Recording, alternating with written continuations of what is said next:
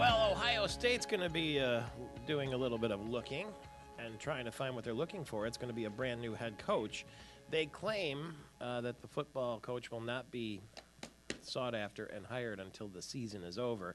Now that Jim Tressel has resigned, there's been a lot of pressure about the NCAA investigation, so he quit.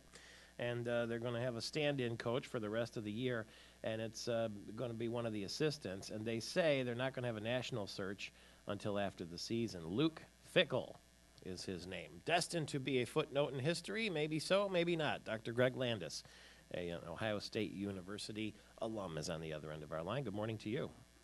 Good morning, Michael Patrick. How are you? Good. First off, was it a beautiful Pure, Michigan? Where did you spend the weekend? Well, right now I'm still at the dock at Mackinac Island. We have a little bit of fog coming in over the Round Island. Yeah. And it's 47 degrees. It's hot up here. It was pretty steamy down here in mid-Michigan. Was it I mean, you got to get out of there before all those business people and legislators get there. We will. The fog usually burns off about by 9 or 10 o'clock, so we'll get out of here. So you'll take your boat and go over where, to Sheboygan? Correct. Sheboygan is called Duncan Bay Boat Club. It's a beautiful marina, about 275 boat slips there. Oh, I don't know how you ever come back downstate when you spend a weekend like that in a beautiful. How do you do it? It's easy. It's a way of life. Boating is just a passion of mine since I was a little kid, learning how to sail on a little sunfish on a lake. Have you ever been on a jet ski? Yes, I have. These things are dangerous, and there's a fella this weekend who got in a crash down there, a rapper in Miami, and it's hard to believe that can happen. He was somewhere in Miami Beach and on a jet ski and smashed into, as I understand it, the stanchion on a bridge. These jet skis are dangerous machines, but you see even kids going wild on them out in lakes and that sort of thing. Any advice? Yeah, I wouldn't get one. I don't either. I don't want anything to do with it. Sean Kingston is his name. And there was a jet skiing accident in Miami. The Coast Guard said he was on the water. Two people on a jet ski called him over to the accident. A woman was in the water. He was in the water. And it was just a real mess. So anyway, you got to be careful if you're going to let your kids ride on these things, because it happens to even adults, grown adults. And there wasn't even alcohol involved. It was just a terrible accident. Nevertheless, Ohio State, you predicted it, and Jim Tressel is no longer the head coach. Whether he was shoved out or whether he resigned, it doesn't matter. He leaves in shame. That's true, and it's another chapter. Woody Hayes ended on a sour note, and he's probably one of the greatest coaches to ever live. Coach Tressel, again, only lost 22 times in 10 years, but you just got to follow the rules. You can't be playing ineligible players and expect to get away with it.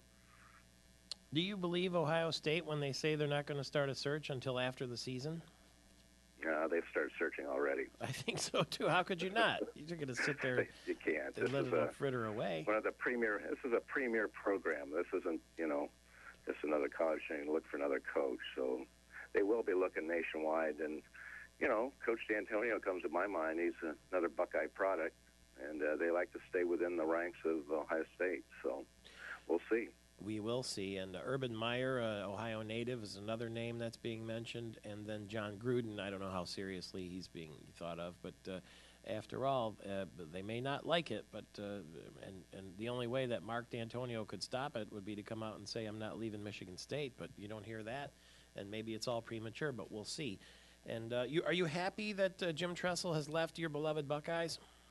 I'm kind of sad because he gave the persona. He was kind of cool, collected, very detail-oriented, and obviously didn't pay attention to the rule details. He's an unbelievable football coach, but nowadays coaches have to be more than just coaching football players on the field.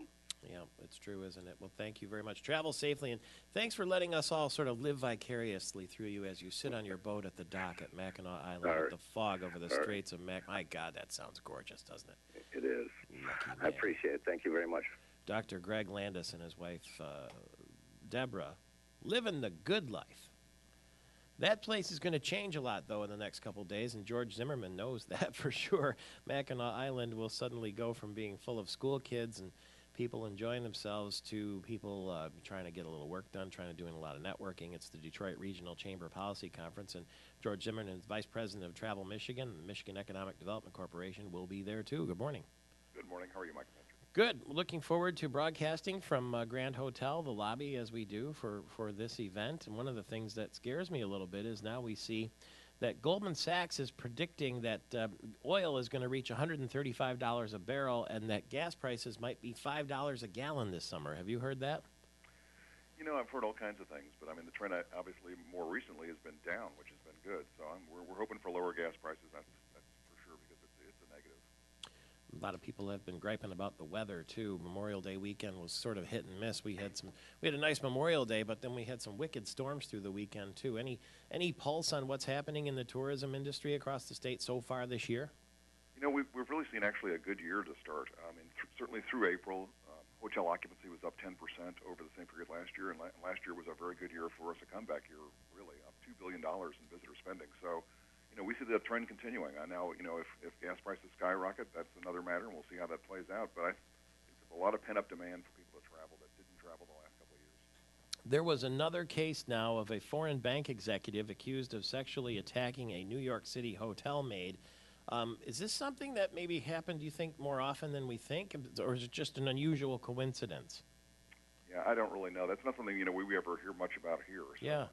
we've got 2 in New York in a couple of months, but no, I mean our business certainly we see you know, real positive things this summer. One of the greatest things we saw actually last summer was this whole issue of so many more out-of-staters coming in, and we think at least part of that's pure Michigan, so we're happy about that. Happy indeed. And I don't know, maybe what are we going to have to do? We're going to have maids that are going to have to travel in the buddy system now, or are we going to have to switch to male maids? Would it make a difference? I don't know. It's very curious. Anyway, we'll see you all on Mackinac Island for the Detroit Regional Chamber Policy Conference. That's Thursday and Friday, right from the lobby of Grand Hotel. And we're very much looking forward to that. That'll be brought to you by Blue Cross Blue Shield, AARP, Clark Hill Family Resource Centers, and Health Partners.